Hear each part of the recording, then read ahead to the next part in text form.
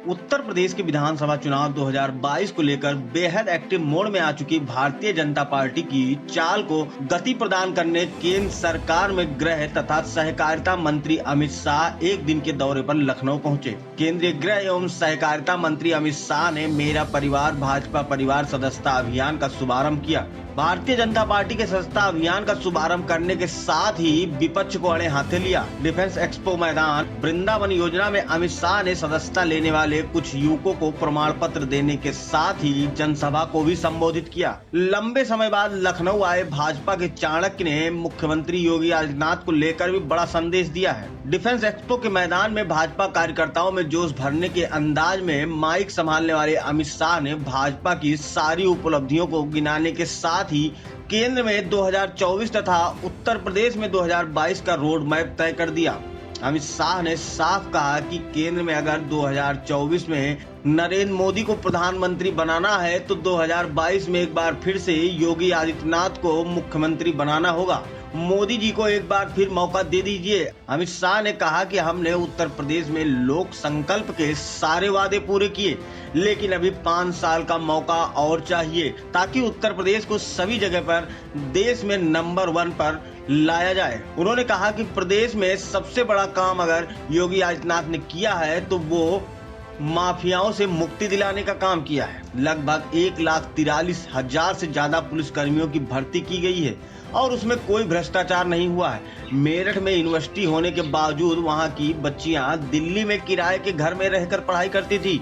UP में उनकी सलामती नहीं थी। आज कोई भी लड़की स्कूटी पर रात 12 बजे भी यूपी की सड़कों पर चल सकती है, कोई डर नहीं है। भाजपा के पूर्व राष्ट्रीय अध्यक्ष ने कार्यकर्ताओं को आक्रामक अंदाज में संबोधित किया। उन्होंने कहा कि जब देश वैश्विक महामारी कोरोना वायरस की चपेट में था तो अखिलेश यादव और राहुल गांधी कहां थे? जब यूपी में भीषण बाढ़ का कहर बरप रहा था तो सपा अध्यक्ष घर में छिपे थे। चुनाव नजदीक आया तो इनके कार्यकर्ता सड़कों गलियों में प्रचार कर रहे हैं, लेकिन जब राज्य के लोग संकट में थे तो कार्यकर्ता तो छोड़िए, इनके नेता ही गायब थे। केंद्रीय गृह मंत्री ने कहा कि इन लोगों को सिर्फ वोट से मतलब है, प्रदेश और देश की समस्या से ये कोसों दूर हैं। योगी ने प्रदेश को विश्व पटल पर नई पहचान दिलाई है।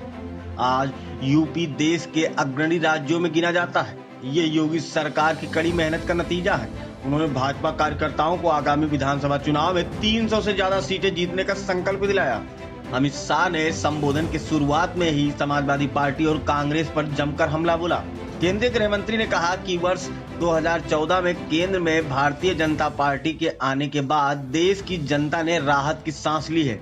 उन्होंने कांग्रेस पर हमला बोलते हुए कहा कि सरकारें परिवार के लिए नहीं बनती हैं, लेकिन सपा और कांग्रेस को इसके मायने नहीं पता है। आपको बता दें कि अमित शाह शनिवार को सुबह नई दिल्ली की वापसी करेंगे। ये सपा बसपा सपा का खेल चलता रहा और उसने उत्तर प्रदेश को बर्बाद करके रखा। उत्तर प्रदेश और की कानून और व्यवस्था की स्थिति कैसी थी, मेरा तो खून खौल जाता था। पश्चिमी उत्तर प्रदेश से कैराना से पलायन शुरू हुआ था।